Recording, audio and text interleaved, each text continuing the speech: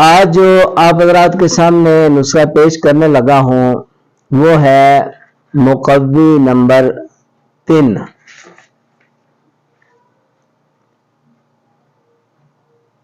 یہ نسخہ جو ہے یہ خاص طور پہ فالج، لقوہ، راشا، ارک النساء، کمر درد، نمردی، بوڑھوں کے مثانے کی کمزوری، پیشاب کی بار بار آنا پیشاب کا، تو جوڑوں کے درد کے لیے یہ بہترین دوائی ہے اور بنانے میں بڑی آسان ہے، سادہ سا نسخہ ہے۔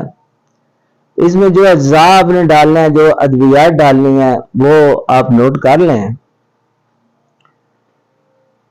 قانون مفرد اعضاء کا نسخہ ہے مقوی نمبر 3۔ کچلا مدبر 1 تولہ، جائفل اس میں ڈالنا ہے 1 تولہ، جلوتری اس میں ڈالنی ہے 1 تولہ، لونگ 1 تولہ، دار چینی 1 تولہ، خلنجا 1 تولہ وہ ڈالنی ہے، بال چھڑ 1 تولہ ڈالنی ہے، افسنتین 1 تولہ یہ شامل کرنی ہے اس نسخے میں۔ اور اس ہر چیز کو جو ہے باریک کر کے آپ پاؤڈر بنا لیں، اچھی طرح پاؤڈر بنا کے تو 3 پاؤ شہد خالص جو ہے اس میں ملا کے آپ نے اس کا معجون بنا لینا ہے، یعنی اس میں شامل کر لیں۔ شہد جو ہے ہلکا سا گرم کریں، یہ ہر چیز اس میں ملائیں، تھوڑی تھوڑی ڈالتے جائیں، اس کو ہلاتے جائیں، معجون تیار ہو جائے گا، اس کو رکھ لیں اور ٹھنڈا ہو کے ذرا اور سخت ہو جائے گا۔ ٹھیک ہے جی، معجون آپ کا یہ مقوی نمبر 3 تیار ہے۔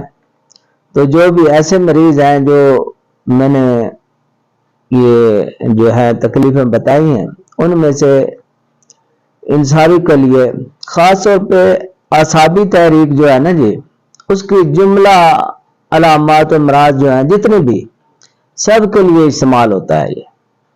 یہ معجون جو ہے ان سب کے لیے استعمال، نمردی کے لیے بہت زبردست ہے، شہوت لاتی ہے یہ معجون، زبردست معجون ہے یہ، بنا لیں، کتنی آسان ہے۔ یہ چیزیں لینی ہے، بس ان کو باریک کر کے تو شہد میں ملا لینا۔ اب اس کی جو ہے مقدار خوراک جو ہے 1 ماشے سے 3 ماشا تک، 1 ماشا سے 3 ماشا تک یہ 3 ٹائم استعمال کرنی ہے۔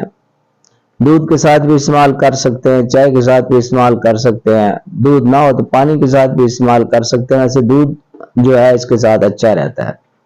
ٹھیک ہے جی، یہ نسخہ بنائیں، اور یہ سردیاں بھی آ رہی ہیں، آگے سردیوں کے لیے بہترین نسخہ ہے، خاص طور پہ بوڑھے حضرات کے لیے بہت زبردست ہے، جو بار بار پیشاب سے تنگ ہیں، نمازی حضرات جن کو چھوٹا پیشاب تنگ کرتا ہے، بار بار وضو کرنا پڑتا ہے، ان کے لیے بھی زبردست ہے۔